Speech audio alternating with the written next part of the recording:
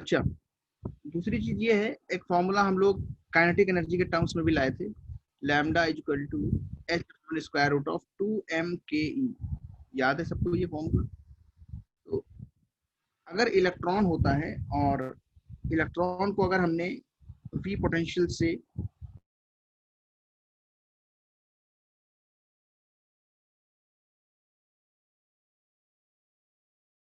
क्या आया था 2e mv, इनके ऊपर हम लोग ने प्रॉब्लम्स भी सॉल्व किए थे लास्ट क्लास में, यहाँ तक हम लोग ने कर लिया था।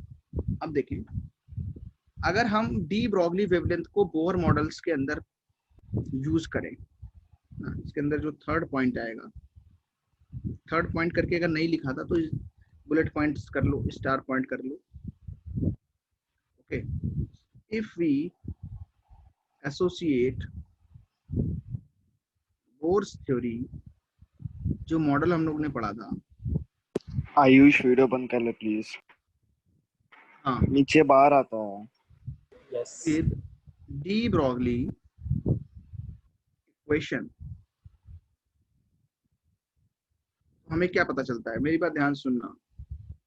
डी ब्रॉगली ने क्या बोला है कि जो हमारे पास लैम्डा होता है वो कितना होता है, h/mv होता है, ये हमें पता है। और बोहर मॉडल में हमने क्या देखना है, जैसे कोई ऑर्बिट नंबर 1 है अगर, तो इसमें हमें क्या याद रखना पड़ता है कि जो इलेक्ट्रॉन है वो किस फॉर्म में होगा, वेव फॉर्म में अगर है तो एक कंप्लीट वेव बनाएगा। n=1 में इलेक्ट्रॉन 1 वेव बनाता है। इलेक्ट्रॉन मेक्स n waves इन nth ऑर्बिट, ये हमें याद रखना है। ये पोस्टुलेट जो है, इसको यूज करके बोहर ने डी ब्रॉगली और बोर को मिलाते हैं तो ये बात पता चलती है। अगर हमारा पहला ऑर्बिट है तो बताओ उसमें कितनी वेव बनाएंगे इलेक्ट्रॉन, एक ही वेव बनाएगा। अगर हमारा सेकंड ऑर्बिट है तो इलेक्ट्रॉन उसमें कितनी वेव बनाएगा, 2 वेव्स बनाएगा। ठीक है, इस पूरे जो है ऑर्बिट में n=1 में एक वेव बन रही है। एक वेव जो है वो हम कैसे दिखा सकते हैं, इस तरीके से दिखा सकते हैं कि एक वेव अगर है, मान लो ये कंप्लीट 2πr डिस्टेंस है पहली वेव, पहली ऑर्बिट की, तो ये अब इस जो हमारे पास 2πr जो सरकमफेरेंस है, इसको अगर हम एक सर्किल में मोल्ड कर दें, इस सर्किल में इसको एक अगर हम इसका फॉर्मेशन करें इस 2πr डिस्टेंस से, तो ये हमारे पास n=1 ऑर्बिट आएगा। इस n=1 ऑर्बिट में एक हमारे पास क्या बन रही है, वेव बन रही है, सिंगल वेव। ऐसे ही अगर हम लोग लिखें n=2 के लिए, तो n=2 में क्या होगा, इस तरीके से हमारे पास ये n=2 ऑर्बिट अगर है तो इसके अंदर हमारे पास 2 वेव फॉर्म हो रही होंगी। कितनी वेव फॉर्म हो रही होंगी, 2 वेव। इस तरीके से इलेक्ट्रॉन कितनी वेव फॉर्म करेगा, यहाँ पे 2 वेव्स फॉर्म करेगा। इसको जो है इस तरीके से बनाओ।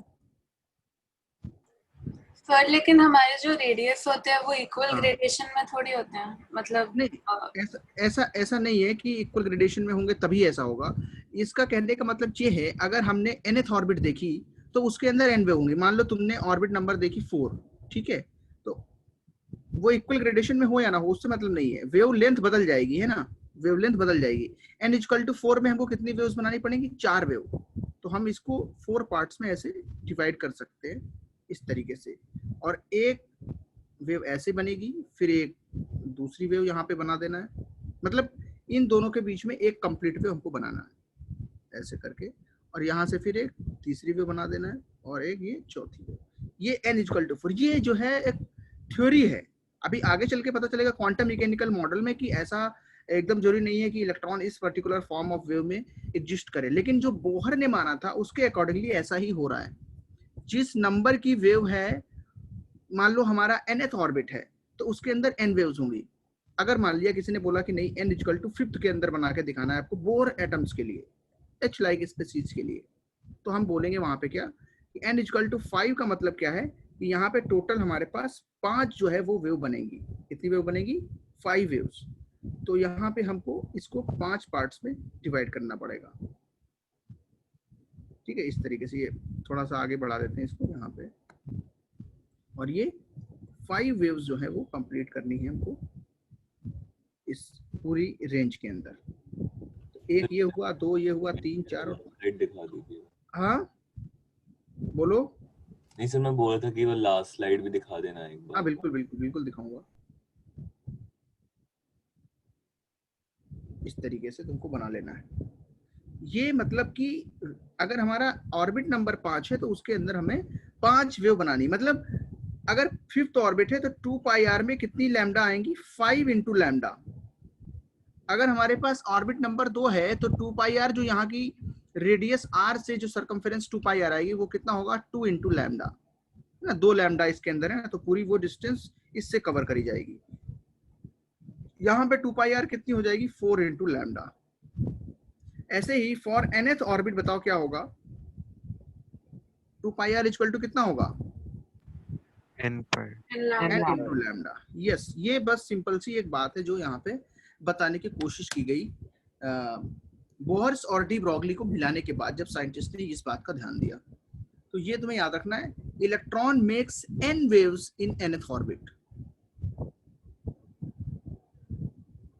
यस यस, ये जरूरी नहीं है कि इलेक्ट्रॉन ऐसे रिवॉल्व करे, बट अगर बोहर मॉडल तुम मानते हो, if you assume that Bohr model is valid, then this particular thing should be valid. ये पर्टिकुलर थिंग को वैलिड होना पड़ेगा। क्यों? क्योंकि डी ब्रॉगली ने बोला कि इलेक्ट्रॉन जो है वो एक वेव के फॉर्म में भी एग्जिस्ट करता है, जब वो फास्ट मूविंग स्पीड के साथ अगर घूम रहा है। तो वहां पे अगर n = 1 में इलेक्ट्रॉन है तो उसको सिंगल ऑर्बिट एक बनानी पड़ेगी। मतलब अगर इलेक्ट्रॉन सेकंड ऑर्बिट में है तो वो 2 लैम्डा के फॉर्म में एग्जिस्ट करता है। ये कैसे सही है अभी ये पता चल जाएगा, 2 मिनट रुक जाओ।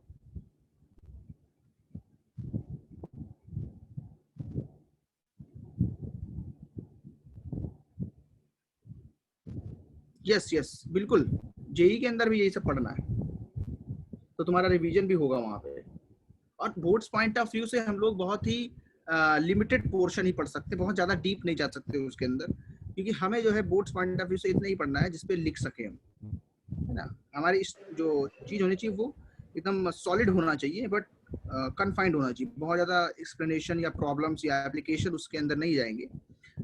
लिमिटेड चीजें होंगी, लेकिन उसको राइटिंग करना इंपॉर्टेंट है, उसको लिखना इंपॉर्टेंट है। कैसे उसको हम लोग एक्सप्लेन करेंगे अगर क्वेश्चन बाई चांस आ गया, बाई चांस पूछ दिया उसने कि how you can relate D Broglie wavelength with Bohr's model and what is the relation between bourse theory and D Broglie wavelength. तो ये एक इंपॉर्टेंट पॉइंट हो जाता है कि जो इलेक्ट्रॉन होता है वो हर एक ऑर्बिट नंबर के हिसाब से नंबर ऑफ वेव्स फॉर्म करता है। सर हाँ, अगर 2 साल जेडब्ल्यू प्रिपरेशन और 4.5 इयर्स का डिग्री ले लिया तो कुछ भी सरवाइव कर सकते हैं क्या? क्या क्या सर अगर 2 साल मतलब पढ़ लिया जेडब्ल्यू के लिए और फिर 4.5 इयर्स तक कॉलेज कर लिया, तो उसके बाद कुछ भी सरवाइव कर सकते हैं क्या लाइफ में? सरवाइव तो सब कर ही जाते हैं, फिर लाइफ में तो सब सरवाइव करते हैं ना। ऐसा नहीं है कि सरवाइव नहीं कर सकते लोग, कंटिन्यूअस है ना। ऐसा नहीं है कि अभी लोग सरवाइव मतलब झेल सकते हैं कुछ भी ऐसा। यस बिल्कुल बिल्कुल, ऐसी कोई बात नहीं है। अगर जब तुम हार्डवर्क करोगे तो वो कभी ना कभी काम आएगा। अगर तुमने अभी हार्डवर्क किया है और रिजल्ट्स के लिए तुमने ज्यादा नहीं सोचा, मे बी रिजल्ट्स कैसे भी हों, बट उसका बेनिफिट तुम्हें मिलेगा, ठीक है। बट ट्राई करो कि एक्सीलेंट वे में ही काम करो। जो काम तुम कर रहे हो एक्सीलेंट वे में करोगे तो रिजल्ट भी एक्सीलेंट होगा। देखो अब, हाँ, इसको लिख लिया सबने? सर आप नोट्स ग्रुप में डाल दीजिए ना। क्या नोट्स जो है ना वो ग्रुप में डाल दीजिए। हाँ नोट्स डालिए बिल्कुल। सर गौरव सर ने कल ये पढ़ाया था तो कहा था कि हाँ बोलो बोलो। सर गौरव सर ने ये कल पढ़ाया था तो बताया था कि इलेक्ट्रॉन दोनों पर एज अ दोनों नेचर में एग्जिस्ट करता है एटम में। तो सही बात है, यहाँ पे डुअल नेचर ही है ना उसके अंदर। लेकिन यहाँ पे जब हम उसको एक वेव के फॉर्म में मानेंगे तो हमें दिखाना पड़ेगा कि उसकी वेव कैसे फॉर्म होती है। इलेक्ट्रॉन जो है, ये डी ब्रॉगली क्या बोलता है कि इलेक्ट्रॉन पार्टिकल तो है ही, साथ में उसके अंदर वेव नेचर भी है। तो वेव फॉर्म में जब उसको हम मान रहे हैं कि अगर वो वेव है, भाई डुअल का नेचर मतलब दोनों है, आधा आधा नहीं, पार्टिकल भी है और वेव भी है। वेव अगर है तो वो किस फॉर्म की वेव है? वो एक सिंगल वेव है अगर ऑर्बिट नंबर 1 है, अगर वो 2 वेव्स हैं तो ऑर्बिट नंबर 2 है, अगर वो 5वीं ऑर्बिट है तो 5 वेव के फॉर्म में इलेक्ट्रॉन घूम रहा होगा। ये एक थ्योरेटिकल कॉन्सेप्ट है। सर आप ये फिर से बता सकते हो क्या? हाँ बिल्कुल। क्या तुम्हें याद रखना है, एक्चुअली क्या याद रखना है? If electron is revolving in nth orbit of Bohr's atom, हाँ सर, वो इसने कैसे प्रूव किया था? क्या? नहीं, ये इसका कोई ऐसा प्रूफ नहीं है कि उसने देख लिया हो कि एक ऑर्बिट एक बना रहा है। इससे जो है हमें mvr equal to nh/2π proof होता है। That's why this is valid. अभी हम क्या प्रूफ करेंगे बोलो? सर मतलब वो उसके पीछे लॉजिक क्या था जिसने वैसे उसने बोला कि nth ऑर्बिट में नहीं, इसके पीछे का ऐसा पर्टिकुलर ऑर्बिट नहीं है कि ऐसा ही होता है। मतलब क्योंकि जो भी लॉजिक हो वो गलत होगा तुम्हारे हिसाब से। अभी ऐसा कोई लॉजिक यहाँ पे नहीं है। जब हम क्वांटम मैकेनिकल मॉडल पढ़ लेंगे बच्चे, तो हमें पता चल जाएगा इलेक्ट्रॉन की तो पोजीशन ही हम एकदम एग्जैक्ट नहीं बता पा रहे हैं, तो हम ये कैसे बताएंगे वो किस फॉर्म की वेव में एग्जिस्ट कर रहा है? उसका जो मतलब वो उसने सिर्फ गेस किया था। गेस इसलिए किया था क्योंकि उसके जो उस समय की थ्योरीज थी उससे जो है बहुत सारी चीजें प्रूफ हो रही थी। जैसे हाइड्रोजन स्पेक्ट्रम प्रूफ हो रहा था, 1 इलेक्ट्रॉन एटम्स का जो है स्पेक्ट्रम प्रूफ हो रहा था, तो ये सारी चीजें प्रूफ हो रही थी उससे, है ना? इसलिए इसको गलत नहीं माना गया। अभी देखो हम नेक्स्ट लाइन जब लिखेंगे तो एक चीज क्या प्रूफ हो जाएगी वो देखना। अच्छा बताओ 2πr कितना आया? n लैम्डा आया। यहाँ तक समझ में आ गया? 2πr कितना आया? n into lambda. और हमें पता है लैम्डा इक्वल टू क्या होता है? h/mv। इसको यहाँ पे पुट करेंगे तो h/mv आ जाएगा। यहाँ से बताओ mvr कितना आ गया? nh upon sir angular momentum 2π। mvr कितना आ गया? mvr equal to nh upon 2π। Sir ये तो वो एंगुलर मोमेंटम के डेरिवेशन ही हो गया, मतलब एक तरह से, हाँ एक तरह से कह सकते हैं कि ऐसा है। बट ये केवल उस दोनों चीजों को रिलेट करने से आ रहा है। ऐसा नहीं है कि उसने यही सोच के जो है mvr इक्वल टू nh/2π दिया था, ऐसा नहीं। बट डी ब्रॉगली वाले से इसको एक जैसा प्रूफ कर सकते हैं। ये कह सकते हैं कि अगर हम डी ब्रॉगली वेवलेंथ को अप्लाई करें for the Bohr's atom, then we can easily prove mvr equal to nh/2π। Means the angular momentum of electron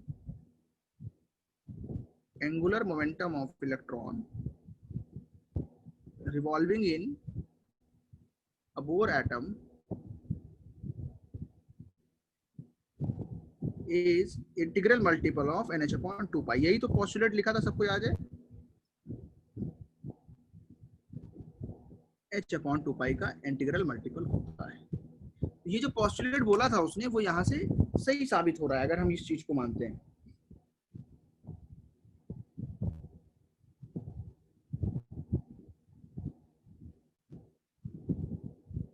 sir वो जो एडवांस के टेस्ट में एक एटॉमिक का क्वेश्चन आया था उसमें डाउट है मुझे। डाउट्स क्लियर करेंगे। डाउट्स तो इस वाली क्लास के अंदर डाउट नहीं डिस्कस कर सकते ना, ये तो बोर्ड्स का क्लास है। ले लोगे ना, क्योंकि आज तो वो क्लियर हो जाएगा तो अच्छा होता। एंड में, क्लास के एंड में। हाँ क्लास के एंड में पूछ सकते हो, या फिर जो है अगर इसके पहले कोई तुम्हारी क्लास ना हो तो डायरेक्ट पूछ सकते हो। मतलब इसके बाद में देख लें, क्लास के बाद में देख लेंगे क्या है। अच्छा ये बताओ, ये जो फॉर्मूला निकल के आया है mvr इक्वल टू nh/2π, ये सबको समझ आया? यस ऑर्बिट नंबर जो है वो हमेशा 1 2 3 4 5 यही नंबर होंगे जिनको हम काउंट कर सकते हैं, काउंटिंग नंबर्स, नेचुरल नंबर्स। एक ऑर्बिट तो फर्स्ट इक्वेशन कैसे आया? क्या चीज? फर्स्ट इक्वेशन कैसे आया? 2πr equal to n lambda. हाँ सर। हाँ अभी पीछे समझाया ना। देखो ये अगर हमारे पास सरकमफेरेंस जो है वो कितनी होगी? 2πr। सरकमफेरेंस कितनी होगी? अगर रेडियस r है तो ये कितनी हो जाएगी? 2πr। और एक वेव जो बन रही है वो यहां से यहां तक बन रही है, ये डिस्टेंस कितनी है? 1 लैम्डा। और ये डिस्टेंस कितनी है? 1 लैम्डा। दोनों मिला के कितने होंगे? 2 लैम्डा। तो नंबर ऑफ वेव्स जो है वो इस सर्कुलर पाथ पे ही फॉर्म हो रहा है। तो अगर 4 वेव बन रही है तो डिस्टेंस कितनी कवर होगी? 4 लैम्डा। हाँ सर, समझ गया। 4 लैम्डा। अगर nth ऑर्बिट है तो 2πr equal to n lambda, like that.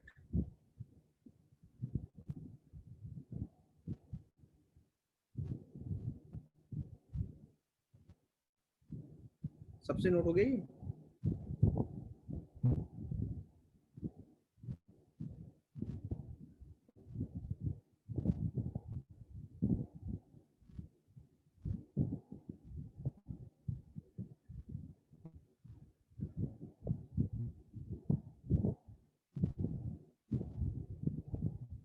Okay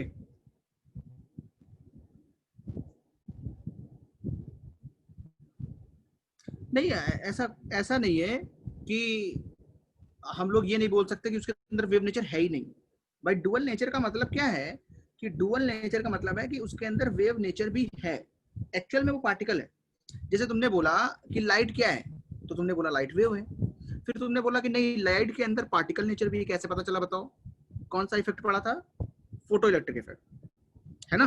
तो फोटो इलेक्ट्रिक इफेक्ट से पता चल गया कि लाइट जो होती है उसके अंदर पार्टिकल नेचर भी होता है। ऐसे इलेक्ट्रॉन को तुम हमेशा से पार्टिकल मानते हुए आ रहे थे, लेकिन जब डी ब्रॉगली ने बोला कि ऐसा भी होता है कि अगर कोई फास्ट मूविंग पार्टिकल है तो उसके अंदर वेव नेचर भी आ जाता है। तो इलेक्ट्रॉन को अगर तुम मानते हो कि वो एक फास्ट मूविंग पार्टिकल है तो सीधे सीधे डी ब्रॉगली हाइपोथेसिस से उसके पास वेव नेचर भी होगा। अगर वेव नेचर है, हमने अब मान लिया कि उसके अंदर वेव नेचर है, तो वो वेव फॉर्म में एग्जिस्ट करेगा। अगर वो वेव फॉर्म में एग्जिस्ट करेगा तो बोर ने और डी ब्रॉगली हाइपोथेसिस दोनों को मिला के क्या पता चला कि अगर वो nth ऑर्बिट में घूम रहा है तो n वेवलेंथ बनाएगा। कितनी वेवलेंथ तो बनाएगा, ऐसा नहीं कि वेव है तो वेवलेंथ नहीं होगी। अगर कोई वेव है तो उसके अंदर क्या होगी? वेवलेंथ। तो पर्टिकुलर ऑर्बिट में कितनी वेव्स बनाता है, ये हमें पता चला कि वो n वेव्स बनाता है। nth ऑर्बिट है तो n वेव्स। तो अगर 2πr सर्कमफेरेंस है, एक वेवलेंथ जो है लैम्डा होती है, तो n वेव्स की टोटल लेंथ n लैम्डा होगी। तो 2πr कितना इक्वल होना चाहिए? n लैम्डा के। ये हमारी पहली क्वेश्चन है और हमें पहले से पता है कि lambda equal to h upon mv भी होता है। इन दोनों को सॉल्व किया तो बोहर का पोस्टुलेट नंबर 3 निकल के आ गया, mbr equal to nh upon 2π। That means ये मानना बिल्कुल करेक्ट है कि वो nth ऑर्बिट में n लैम्डा वेवलेंथ के बराबर डिस्टेंस कवर करता है। या और भी क्या बोल सकते हैं? नेगेटिव इंटीजर नहीं, पॉजिटिव इंटीजर तरुण, वो एक बस बोलने के लिए है। इंटीग्रल मल्टीपल का मतलब ही होता है नेचुरल नंबर का मल्टीपल। बट ये एक कन्वेंशन चल आ रहा है कि इंटीग्रल मल्टीपल लिखा जाता है। कभी भी ऑर्बिट नंबर नेगेटिव नहीं हो सकता है, 0 नहीं हो सकता, ठीक है? ऑर्बिट नंबर 1 होगा, 2 होगा, 3 होगा, 4 होगा, लाइक दैट।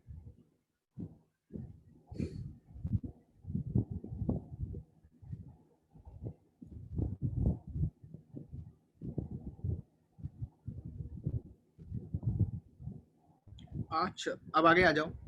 तो हमें क्या पता चला है, फिर से मैं फॉर्मूला लिख देता हूँ। 2πr n equal to n lambda, एक फॉर्मूला ये पता चला।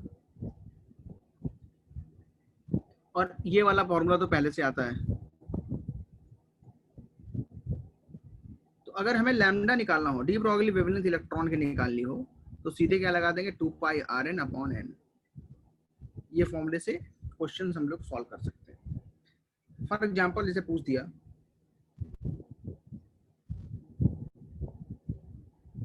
Find the ratio of de Broglie या de Broglie wavelength of electron moving in nth, sorry nth नहीं लिखता हूँ, मूविंग इन, हाँ, second orbit of Li+2 ion and first orbit of H atom respectively। तो solve करके बताइए जरा कितना आंसर आएगा।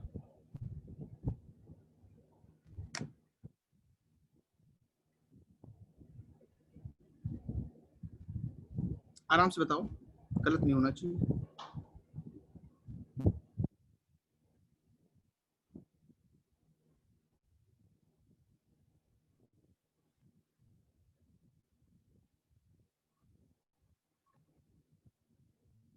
क्या आंसर आए?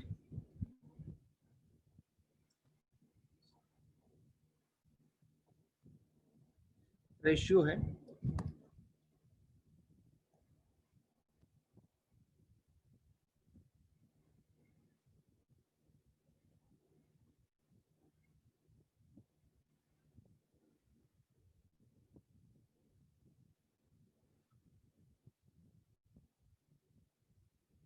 किसी का 2/3, किसी का 4/3।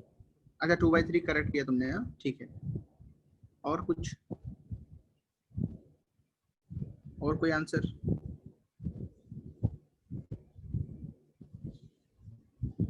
सबका 2/3, ओके।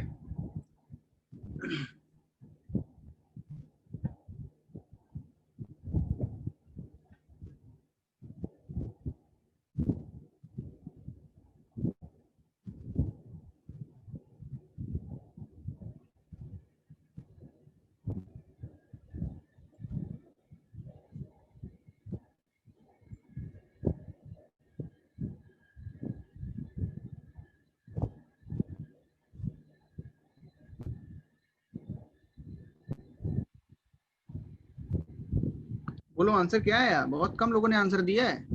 67 बच्चे हैं क्लास में और आंसर दिया है 2 लोगों ने। क्या प्रॉब्लम है?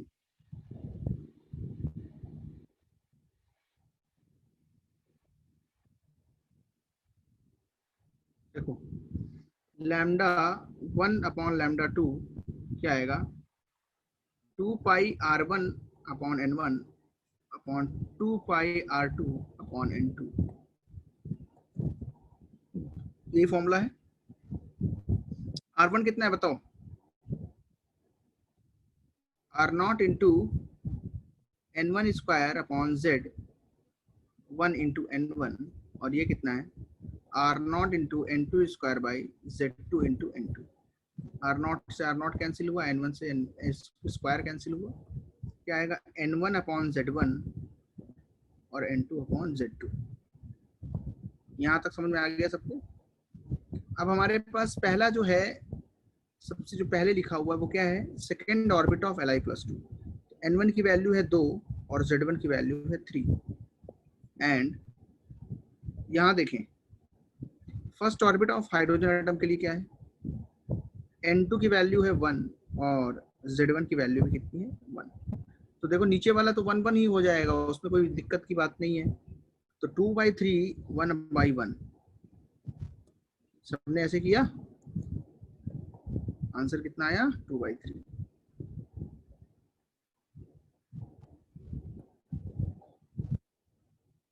काफी बच्चों ने निकाला है आंसर, वेरी गुड। वेदांत, अभिजीत, देवांश, यस, और हाँ ओम ने भी निकाला, यस यस, ओके।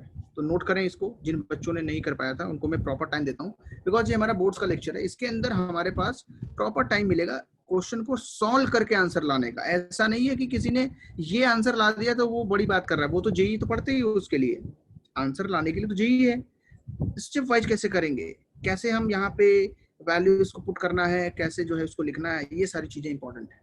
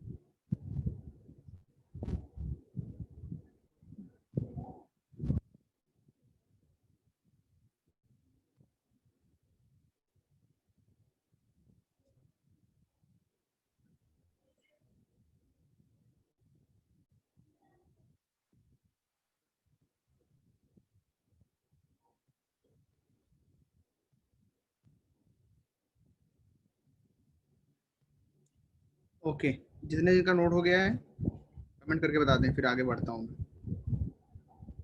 जैसे ही नोट हो जाए बता दो।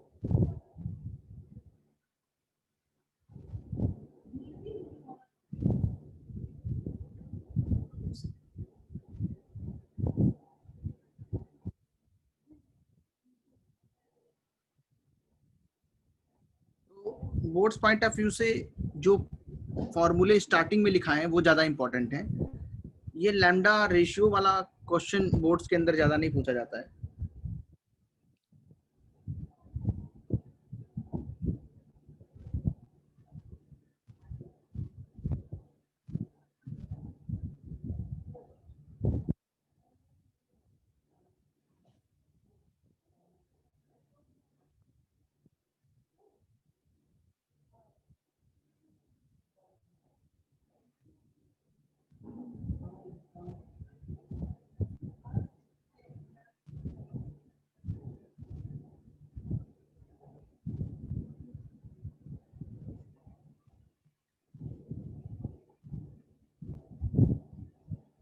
यस यस, ये डी ब्रॉगली वेवलेंथ है इलेक्ट्रॉन की, ये डी ब्रॉगली वेवलेंथ है, इसमें कोई और रिलेशन नहीं लगेगा। ये लैम्डा ट्रांजिशन का नहीं है बच्चे, ये लैम्डा फोटॉन का नहीं है, लैम्डा डी ब्रॉगली है। तो कई बार गलती हो जाती है तुम लोग से, वो नहीं करना है। बोर्ड में 11 12 नहीं, सॉरी बोर्ड बोल दे रहा हूँ मैं, 12th ही आता है अभी। बहुत सालों एनसीईआरटी में तो वैसे नहीं आता, स्टेट बोर्ड्स में जो है पहले आता था, बहुत जगह नहीं आता अभी भी। तो ऐसा कुछ नहीं है, बोर्ड्स का नहीं मतलब स्कूल का, जो कॉलेज का एग्जाम है तुम्हारा 11th क्लास का जो एग्जाम है उसके लिए बता रहा हूँ। बोर्ड्स में नहीं आएगा ये, बोर्ड्स में सिर्फ 12th के चैप्टर आते हैं, तो डरना नहीं है।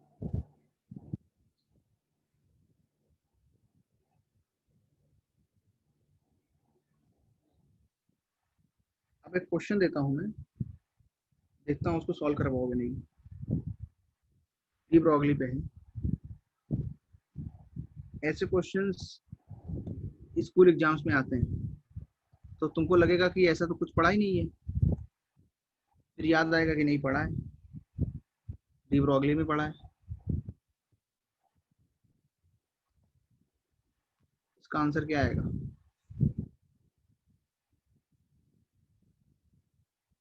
यस यस यस, 12th के चैप्टर्स में 11th का बहुत ज्यादा इस्तेमाल होता है, यूज होता है सिद्धांत। जो हमारे 12th के चैप्टर्स होते हैं ना, जैसे मान लो तुमने 12th का चैप्टर ले लिया है, फॉर एग्जांपल सॉलिड स्टेट ले लिया, चलो उसको भी छोड़ दो, इलेक्ट्रोकेमिस्ट्री ले लिया, सॉल्यूशन ले लिया, ये सारे चैप्टर क्या हैं? 11th के चैप्टर का कंटिन्यूएशन टाइप के।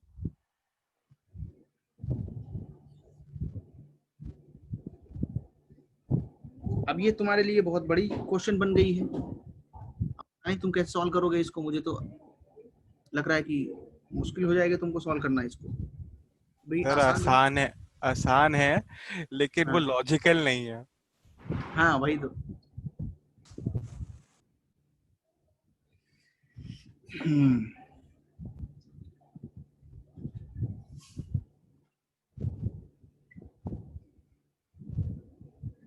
हम्म 10 टू पावर आदित्य कितना? -33 केजी में कि इसमें? केजी में आया। देखता हूँ। अच्छा अभी -29 आएगा। -29? हाँ 6.135 into 10 के पावर -29 आया ये, ठीक है। हाँ करेक्ट है। हाँ वो 6.1 आया, तो मेरा दूसरा टाइप आया था इसलिए। अच्छा अच्छा, तुम्हारा कैसा है? तुम्हारा भी तो वैसे ही है 6.1। पावर देखो तुम अपनी कहाँ पे क्या कम किया है।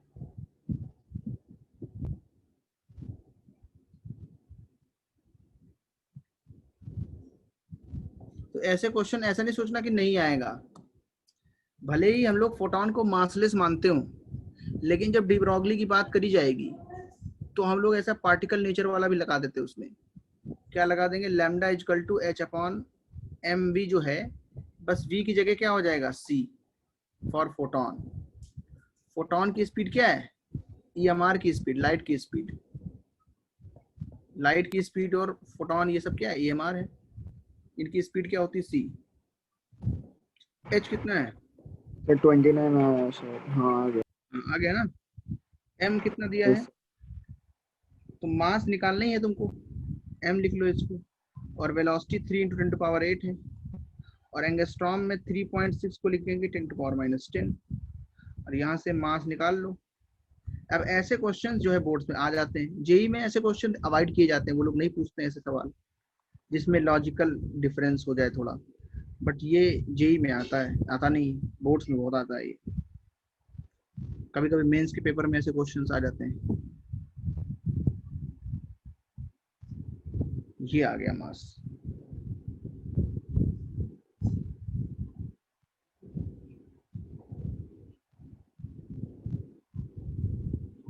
सबकी एक ही गलती क्यों हो रही है? देखो पावर में तो वो सिखा देता हूँ कैसे करना है। ये -34 है,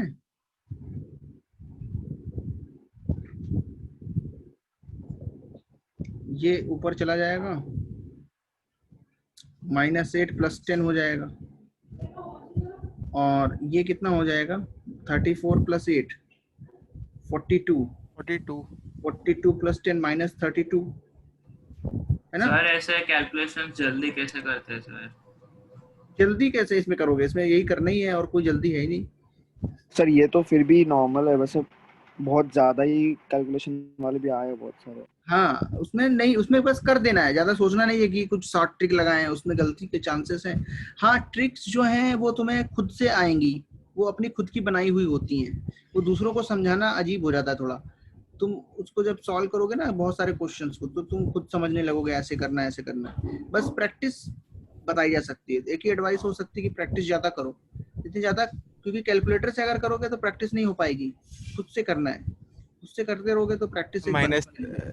सर आप कैलकुलेट कीजिए, -33 आ रहा है। अच्छा हाँ सर 33 आ रहा है। अच्छा ठीक है, देखो ये 6.626 अपॉन में 3 और 10⁻32 यहाँ आ गया। अच्छा यहाँ -1 करना पड़ेगा, यहाँ 10 करना पड़ेगा, है ना। तो ये -33 आ जाएगा। सबका 33 आया है क्या? Yes sir. मेरा 33 है। अच्छा ठीक है, जिन बच्चों का 33 आया वो करेक्ट है। आंसर में 29 दिया था, गलत हो गया होगा उनसे। अच्छा ठीक है, कोई बात नहीं, ये तो सिंपल सा सवाल है। आपने इंटू 10 डिवाइड बाय 10 क्यों किया? क्या? इंटू और डिवाइडेड बाय 10 क्यों किया आपने? अरे वो 6 से काटने पे ये ज्यादा है ना, ये कितना है? अच्छा ओके। ये मोर देन 19 तक है और ये सिर्फ 6 है, एक जीरो बढ़ाना पड़ेगा। 10 से मल्टीप्लाई किया और -1 कर दिया, है ना।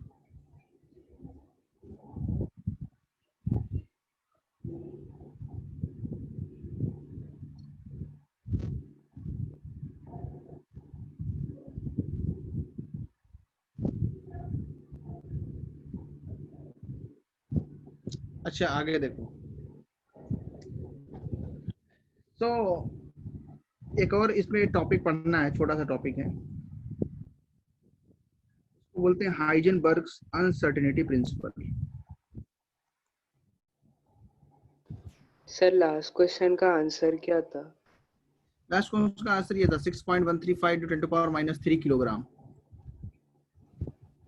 -33 kilogram. Okay sir. Uncertainty principle,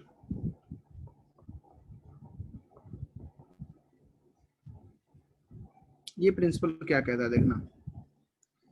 जैसे अगर कोई फास्ट मूविंग पार्टिकल है, बहुत तेजी से कोई चीज चल रही है, तो क्या होगा, हम उसकी पोजीशन और मोमेंटम को एक साथ डिटरमाइन नहीं कर सकते। मान लो कोई बहुत फास्ट मूविंग पार्टिकल है, वेलोसिटी काफी हाई है उसकी, तो उस हाई वेलोसिटी वाले पार्टिकल की पोजीशन, मतलब जो कोऑर्डिनेट्स हैं कि वो अभी कहाँ पे है ना, उसकी जो पोजीशन है और उसका जो मोमेंटम है और वेलोसिटी है, उसको एक साथ प्रेडिक्ट करना क्या है, इम्पॉसिबल है। मान लो कोई इलेक्ट्रॉन को ही ले लो, और वो इलेक्ट्रॉन क्या कर रहा है, मूव कर रहा है। अगर किसी भी हमारे पास जो ऑर्बिट होती है उसके अंदर क्या कर रहा है, मूव कर रहा है, तो हमें एक चीज अभी पता चल चुकी है कि इलेक्ट्रॉन जब मूव करता है तो वेव के फॉर्म में मूव करता है ना, एक पर्टिकुलर वेव नेचर के फॉर्म में वो मूव करता है। अच्छा, अब क्या है, वो बहुत फास्ट स्पीड के साथ भी मूव करता है।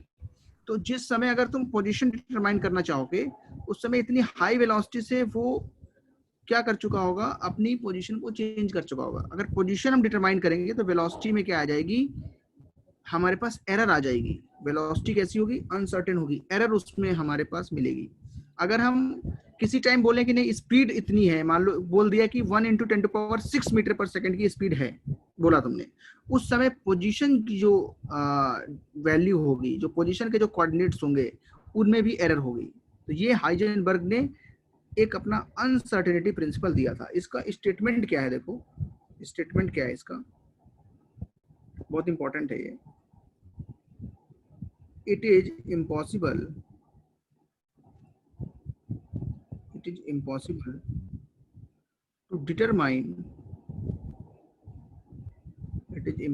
to determine simultaneously, एक साथ, it is impossible to determine simultaneously the exact position and exact momentum of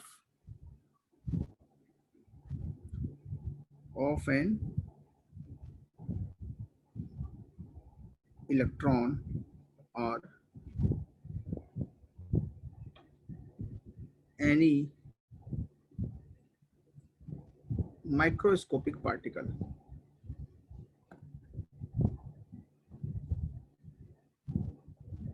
या और भी छोटे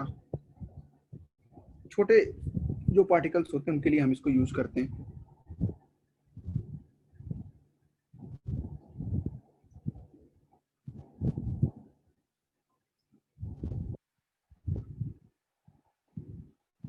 तो इसको कैसे जो है हम लोग एक स्टेटमेंट के फॉर्म में लिखते हैं वो देखा जाएगा। सब एटॉमिक पार्टिकल भी लिख सकते हैं। यस, वेरी गुड, सब एटॉमिक पार्टिकल। देखो थ्योरी तो उन्होंने सब एटॉमिक पार्टिकल के लिए दी है, लेकिन अभी तुम जब क्वेश्चन सॉल्व करोगे तो देखोगे कि क्रिकेट बॉल के लिए भी यूज करते हैं कभी कभी वो लोग, है ना, कभी कभी वो लोग माइक्रोस्कोपिक पार्टिकल के लिए भी यूज करते हैं, मैक्रोस्कोपिक के लिए भी यूज करते हैं। बट जो उन्होंने थ्योरी दी थी वो तो सिर्फ और सिर्फ इलेक्ट्रॉन के लिए दिया था, सिर्फ इलेक्ट्रॉन बोला था। सब एटॉमिक पार्टिकल के लिए भी बिल्कुल वैलिड है सब एटॉमिक पार्टिकल, इसलिए मैंने लिख दिया है। अच्छा, if uncertainty in the position of subatomic particle, अब ये नहीं कि बोलो कि सर आपने तो सब एटॉमिक पढ़ाया था, इसमें तो क्रिकेट बॉल बोल दिया, तो वो सबके लिए वैलिड है, थ्योरेटिकली न्यूमेरिकली वैलिड है, एक्सपेरिमेंटली प्रैक्टिकली वैलिड नहीं है। पोजीशन ऑफ सब एटॉमिक पार्टिकल इज डेल्टा, जो न्यूक्लियस में प्रेजेंट रहता है न्यूक्लियॉन्स, वो माइक्रोस्कोपिक पार्टिकल्स में काउंट होते हैं, लेकिन उनका एक्चुअल मूवमेंट तो होता ही नहीं है ना। हाँ, लेकिन जैसे उसको अगर निकाल लिया, प्रोटॉन को हम अलग से निकाल के दौड़ा सकते हैं ना। Okay sir. If uncertainty in momentum of particle is equal to delta p,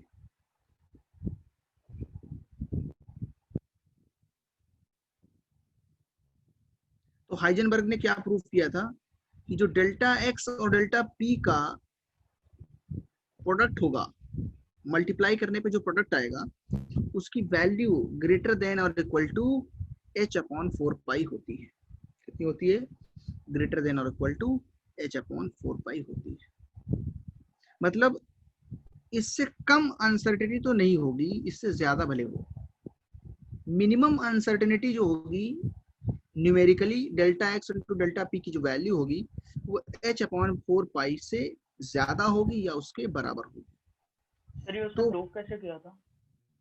उसने प्रूव किया, ये तो बहुत सारे लोग के एक्सपेरिमेंट्स थे, उसके बेसिस पे ये एक्सपेरिमेंटली डिटरमाइन करके बोला था। ऐसा कोई प्रूफ इसका नहीं है कि ऐसे प्रूफ करके बोला हो, और उसका प्रूफ हमारे सिलेबस में भी नहीं है। बहुत हाई लेवल की क्वांटम मैकेनिक्स उसमें लगती है।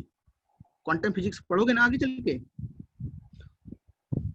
जो इक्वेशंस होती है, मैथमेटिकल डिफरेंशियल इक्वेशंस, उनको सॉल्व करके चीजों को जो है समझा जाता है। तो इसीलिए वो 12th के सिलेबस में भी नहीं है। और यहाँ तक कि इंजीनियरिंग भी करते हैं तो वहाँ पे सिर्फ इंजीनियरिंग फिजिक्स के बच्चों को पढ़ने को मिलता है। वो बाकी जो ब्रांचेस हैं उनको एप्लीकेशन ही पढ़ाए जाते हैं इंजीनियरिंग के, क्या करना है, कहाँ पे क्या। फिजिक्स के अंदर उतना नहीं घुस पाते हैं। तो जिसको फिजिक्स, ये फिजिक्स का टॉपिक है एक्चुअली, है ना, केमिस्ट्री में तो है ये, बट फिजिसिस्ट इसको ज्यादा जो है करते हैं। सर हाइजेनबर्ग कैसा आदमी था? हाइजेनबर्ग अच्छा आदमी था। वॉल्टर वाइट जैसा नहीं।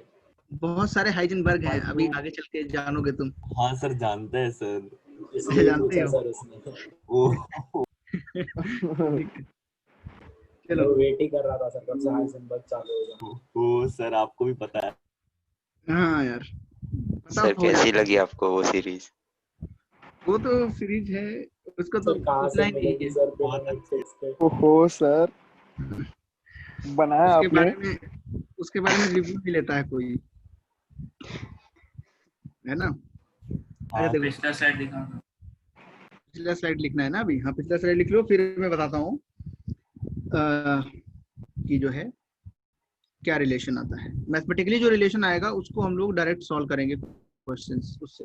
सर मैंने किधर पे तो पढ़ा था कि न्यूक्लियस के अंदर जो न्यूक्लियॉन्स होते हैं वो भी एक पर्टिकुलर एक्सिस पे रिवॉल्व करते हैं अंदर न्यूक्लियस के, ऐसा होता है हाँ क्या?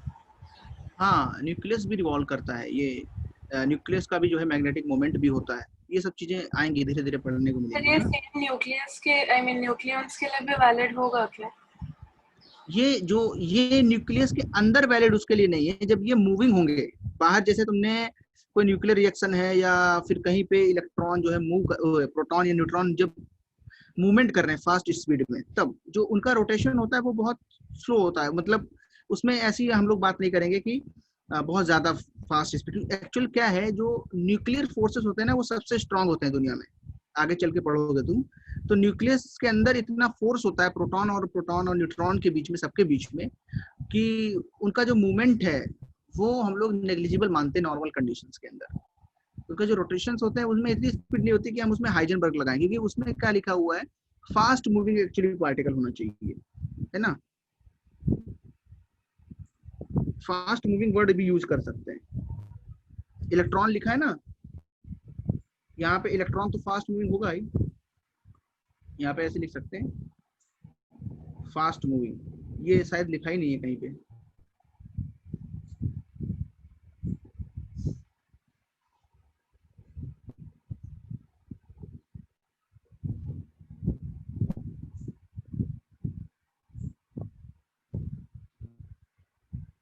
नहीं, वो तुमको आगे पढ़ने को मिलेगा। न्यूक्लियर केमिस्ट्री के अंदर हम पढ़ेंगे कि क्या उनका जो है वैल्यू कितनी होती है।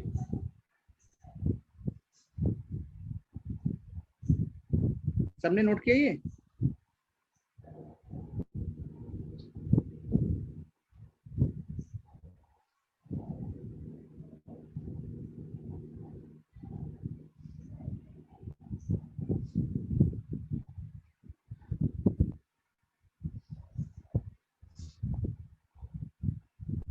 अच्छा मैं आगे बढ़ता हूँ।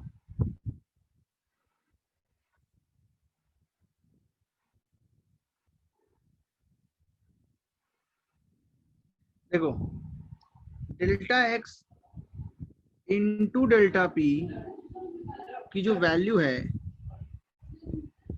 स्क्रोडिंगर इक्वेशन हमारे सिलेबस में नहीं है। जेई में थोड़ा बहुत पढ़ाया जाएगा, जेई पॉइंट ऑफ व्यू से।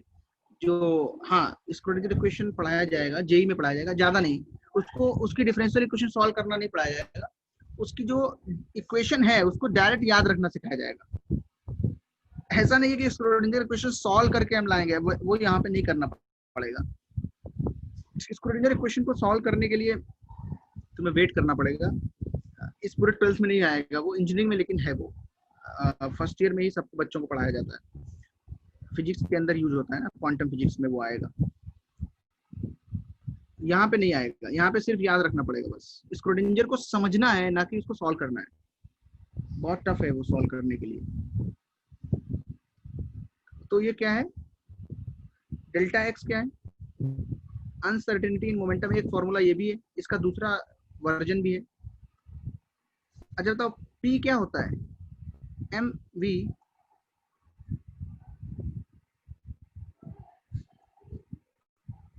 तो मास में तो अनसर्टेनिटी होगी नहीं, मास क्या है, सर्टेन होता है हर चीज का।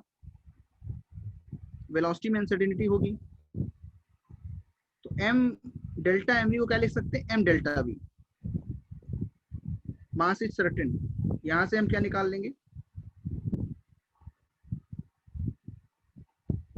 h अपॉन 4 पाई एम। ये भी एक फॉर्मूला याद रखना है, ठीक है।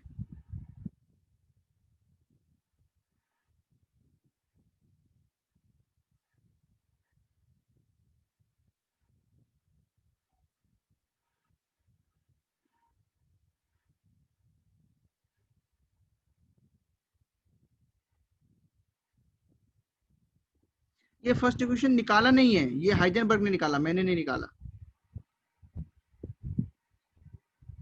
ये इसका प्रूफ नहीं है, नो प्रूफ इन सिलेबस।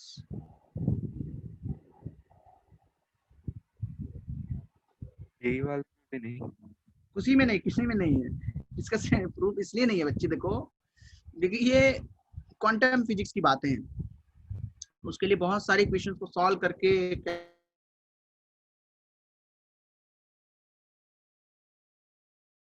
मैं करता हूँ। देखो आपका वॉइस बीच में लैग हो रहा है। हाँ इसलिए वो इसको फिर से सुनाई देना चाहिए। देखो सुनो सुनो सुनो, देखो हमने क्या लिखा, if uncertainty in position of the sub atomic particle और any fast moving particle is delta x. Delta क्या है, uncertainty in position, delta x. Uncertainty in momentum क्या है, डेल्टा पी।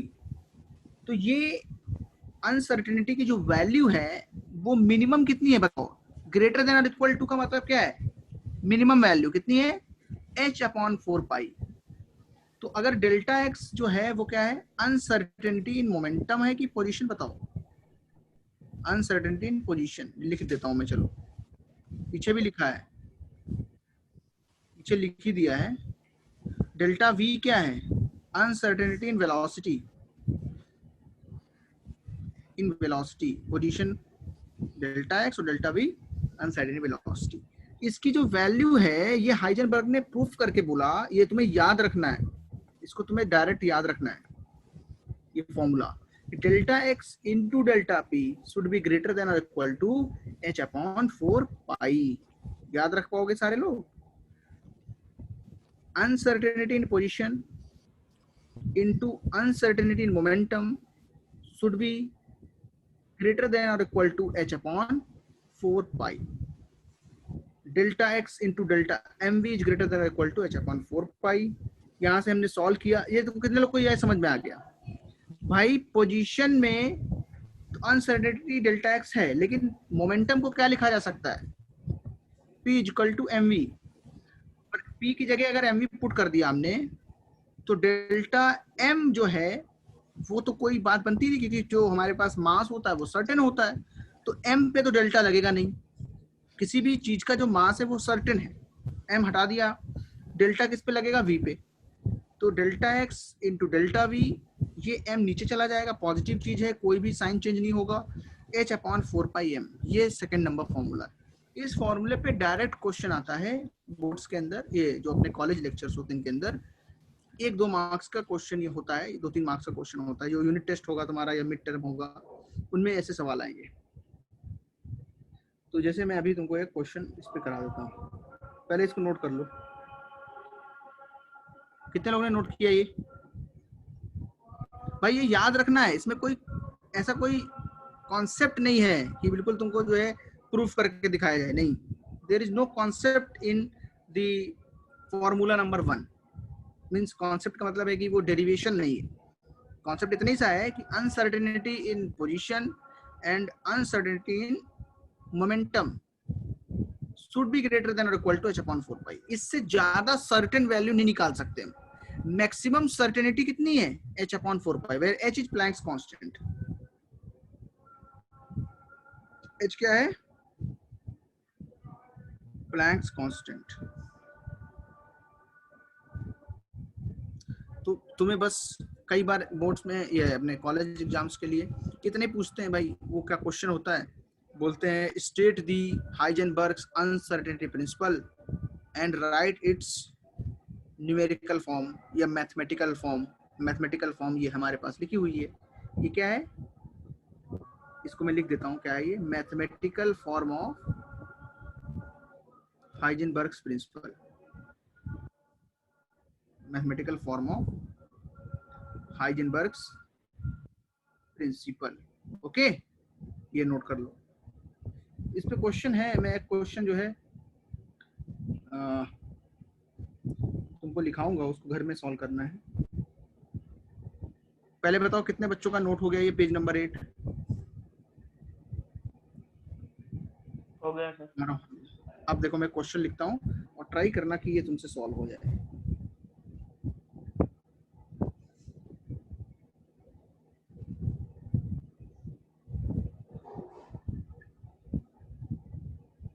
तो हम एक चीज याद लिख लेंगे, बोर्ड्स पॉइंट ऑफ व्यू से ये कई बार पूछा जाता है।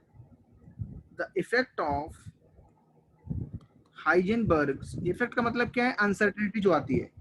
The effect of Heisenberg uncertainty principle is significant only for microscopic objects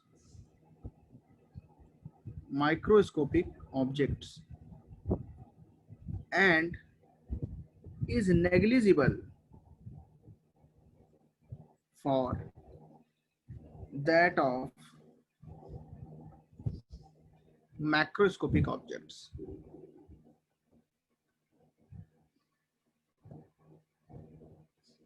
Yeah.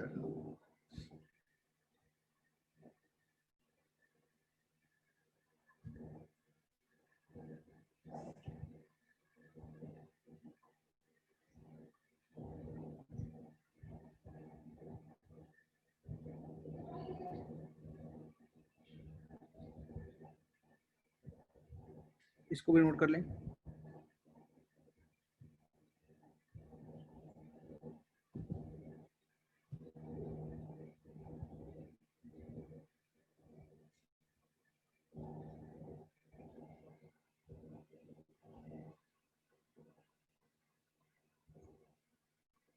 क्या है sir Q? What is Q? कहाँ पे क्यू लिखा है?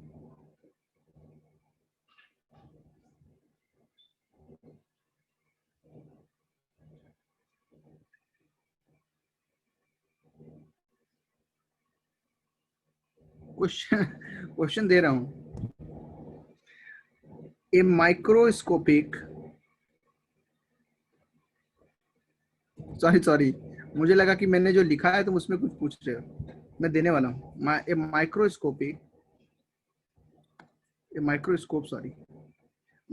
का काम क्या होता है? माइक्रोस्कोपिक पार्टिकल्स को देखने के लिए। 1 मिनट लगेगा, ज्यादा नहीं, तुम वो क्वेश्चन घर में सॉल्व करना।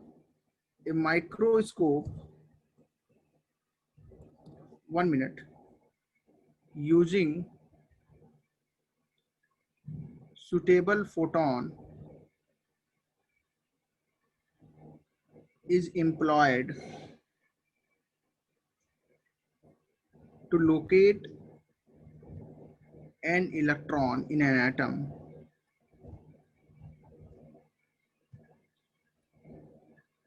within a distance of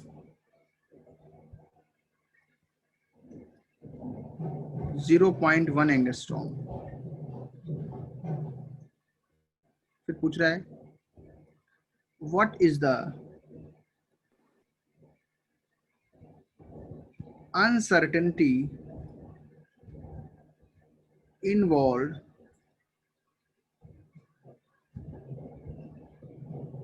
in the measurement of its velocity। ये ट्राई करना घर में, ठीक है। हिंट दे देता हूं, 0.1 जो है वो क्या है, uncertainty in position. Uncertainty position 0.1 angstrom लेना पड़ेगा। ओके,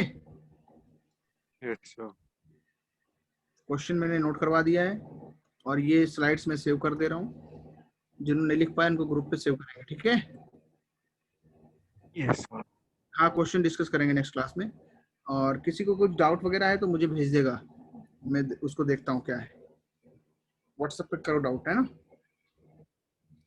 किस सबने लिखा है ये, बचा है कोई?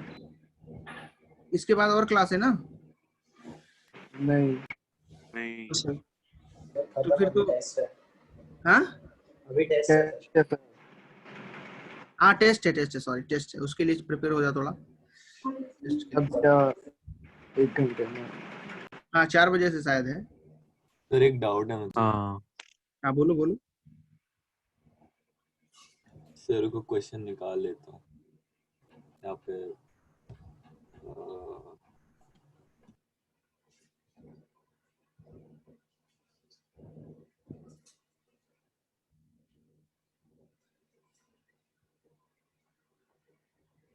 सिर्फ क्वेश्चन था, a sample of hydrogen initially in fourth state d excites. The photons of third highest energy are used to excite a sample of already excited Li plus 2 to further higher level. हाँ, फिर उसके बाद when this lithium ion d excites to ground state, photons of highest energy are made incident on a sample of C plus 5 ions, which are in first excited state. When the final orbit makes when the final orbit number of electrons in C plus 5 will be.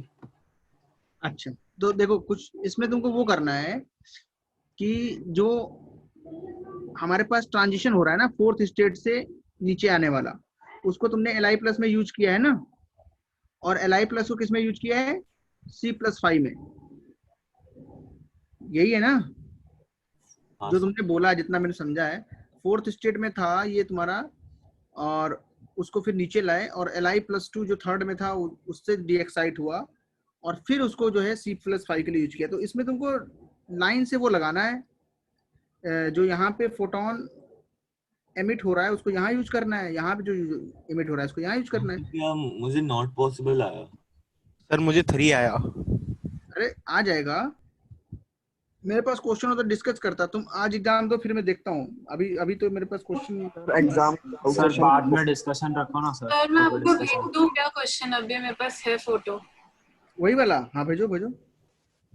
हाँ sir. Sir doubt session कब रखोगे? Doubt session रखेंगे ना, जैसे exam हो जाए आज का, कल रखते हैं। कल हाँ सर, कल परसों रख दो। सही है सर, भेज दिया आपको। सर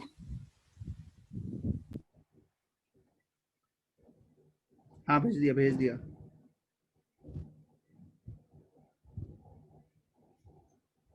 अरे यार इसमें क्या है, इसमें कुछ नहीं है। तुमने जो है टाइम ज्यादा लगेगा, इसमें टाइम ज्यादा लगेगा। सर लगाया भी लेकिन आया नहीं। फोर्थ एक्साइड स्टेट में है। बताओ थर्ड हाईएस्ट एनर्जी वाला कौन सा होगा? सारी लाइनें मिलेंगी, कितनी लाइन मिलेंगी टोटल बताओ? सैंपल है तो कितनी लाइन मिलेंगी? बोलो। 3 into 4 yes. 6 लाइन मिलेंगी। और बताओ थर्ड सबसे जो है थर्ड हाईएस्ट एनर्जी कौन सी वाली होगी? करके देखा था पहली हाईएस्ट? हाँ 2 to 1 होगी ना? 2 to 1। ये तुम्हें देखना पड़ेगा, ये मैं कैसे बता दूं डायरेक्ट? तुम्हें देखना था ये थोड़ा सॉल्व वॉल्व करके। 2 to 1 आएगी, चलो तुम मान लिया हमने। हाँ बोलो सर। उसके अलावा पॉसिबिलिटी क्या है? 3 से 2 की एनर्जी बहुत लो होती है। हाँ लो होगी। 3 से 1 ज्यादा होगी, है ना? यही बोल रहे हो ना? हाँ यस सर। अब 4 से 2 और 2 से 1, उसमें भी 2 से 1 ही ज्यादा होगा। सही बोल रहे हो, है ना? फिर भी देख लेते, क्या दिक्कत था? एक बार ट्राई कर ले अगर ऐसा था। बस 2 से 1 ही हो गए, मैंने मान लिया। चलो अब इसमें ही गलती कर दी हो तो तुम्हारे ऊपर है, फिर देख लेना एक बार, ज्यादा रिस्क नहीं लो। क्यों नहीं किया? हाँ सर 4 to 1 क्यों नहीं की? अरे थर्ड हाईएस्ट बोल रहा है, थर्ड हाईएस्ट। थर्ड ये तो हाईएस्ट फर्स्ट हाईएस्ट है, ये तो फर्स्ट हाईएस्ट है, ये सेकंड हाईएस्ट है ना। हाँ और सर। ये लोग बोल रहे हैं कि थर्ड हाईएस्ट है। मुझे भी लगता है यही हाँ सर होगा। वैसे ही होगा। मैं एक बार 4 से 3 चेक करता, 4 से 2 बाय चांस ऐसे ही, बट लग तो रहा है 1 से 2 होगा, वो जो भी है कुछ ज्यादा नहीं टाइम सर नहीं 2 लगता से है। 1 नहीं होगा, लो थर्ड देखो हाईएस्ट। गलती भी आने लगी है। हाँ सर, कौन सा वाला होगा फिर? 7 ही था सर अरे 2 से 1 नहीं होगा, मैं 2 बोल से रहा 1 हूँ। 2 से 1 ही होगा ना। हाँ लो हाँ कर ले, सर। ऐसे कर लेते। अच्छा ठीक है 2 से 1 होगा। अब उसके बाद क्या है देखो सुनो, the photons of third highest are used to excite a sample of already excited Li+2 to further higher level। Sir यहाँ पे समझ नहीं आया Li+2 कि जो फर्दर, ऑलरेडी वो एक्साइटेड है, कौन सी एक्साइटेड हाँ स्टेट पर है वो नहीं समझा पहले तो। हाँ तो थर्ड में होगा, थर्ड में ना। अगर ये 1 से 2, 2 से 1 वाला है फोटोन, तो ये लिथियम के लिए थर्ड बन जाएगा और इसके लिए 6 बन जाएगा। कितने लोग को ये इक्वी एनर्जी ट्रांजिशन आता है? तभी तो वो हो पाएगा यार उससे। ये नहीं पढ़ा है क्या equi energy transition? Sir Z2/Z1/N1 हाँ पढ़ा है सर। ना? सर कितने लोग ने ये यूज किया था? यूज नहीं किया होगा ये। Sir 6 to 3 yes 3 to 6 excite कर रहे हैं ना। यस सर, उसके बाद वो डीएक्साइट होकर 6 to 1। हाँ ऐसे बस कर लेना है, कुछ है नहीं इसमें, 3 to 6 चले जाना है ऐसे। उसके बाद क्या लिखा है, when this Li+2 de-excites to ground state, तो 6 से 1 वाला आ जाएगा ये बच्चा, है ना। which are first, अरे ये तो बहुत आसान हो गया। आप आंसर तो आ जाएगा ना फिर तो। कितना सर आंसर क्या आएगा? आएगा, क्या 12 आएगा आंसर आप आएगा। सर कैसे आएगा? अरे देखो तो यार, 1 से 6 गया। यस बोलो सर। 1 से, यहाँ समझ आया सबको? जितने लोग ने पूछा है सबको समझ में आया 1 से 6 जाएगा नीचे आने पे? हाँ सर। 1 से वो 6 कैसे था। समझा? अब ये, हाँ अब Z2/Z1 कितना है? 6 to 1 आया ना नीचे। ये 6 to 1 नीचे आया, मतलब ये एनर्जी रिलीज की। अब ये इसके लिए कितनी बढ़ेगी? कार्बन के लिए Z2/Z1 कितना होता है? इंटू 6, और Z2/Z1 इंटू 1। 1 से इसमें जाएगा Z2 कितना होता है? 6, इसका 3 तो 12, और यहाँ पे Z2/Z1 कितना आएगा? 3 से 12 जाएगा। अच्छा ठीक है सर, मैंने वो लिथियम के लिए वो इक्वी एनर्जी वाला वो यूज नहीं किया, तो मुझे कुछ अलग आ गया। हाँ तो यही कुछ गलत किया होगा। मैं कार्बन वाले में नहीं किया ही। सर और हाँ, अगर फिर तो ऐसे बताया कैसे नहीं है चलेगा? तो अज्यूम करना क्यों ग्राउंड पे ट्रांजिशन कर रहा है? कहाँ नहीं लिखा है? सब नहीं लिखा है, हर जगह तो लिखा ही है। कहाँ पे नहीं नहीं लिखा सर, बताओ? एक और कोई तो क्वेश्चन आया था एग्जाम में, उसमें नहीं दिया था कहाँ? अरे वो क्वेश्चन पे डिपेंड करता है। सही बात है तुम्हारी, वो कहीं पे अगर कंफ्यूजन है तो वो तो फिर जो है अपने उसके ऊपर है, गट फीलिंग पे है, क्या तुम लेते हो, है ना। जैसे मान लो उसने दिया ही नहीं है किधर जा रहा है, तो ग्राउंड भी हाँ ले सर। सकते हैं, और या उसने कुछ ऐसा डेटा दिया हो, हिंट दिया हो। हाँ सर वही, नहीं तो हाँ ये तो है। ओके ओके, अब सबसे हो जाएगा। ये अनीस ने यूज किया था, फिर इक्वी एनर्जी लगाएंगे। बोल तो रहे हैं सब बच्चे, ये सबको तो आता है, कुछ ने नहीं आता है, कुछ को आता है, मतलब आता है, भूल गए थे क्या? चलो अब इसको बंद करें, हो गया। हाँ सर। हाँ सर, बस चलो डाउट ठीक है। सेशन बाद में रख लेना। हाँ रख देंगे। चलो बाय। सबसे हो जाएगा तो अच्छा है। बाय। हाँ बाय।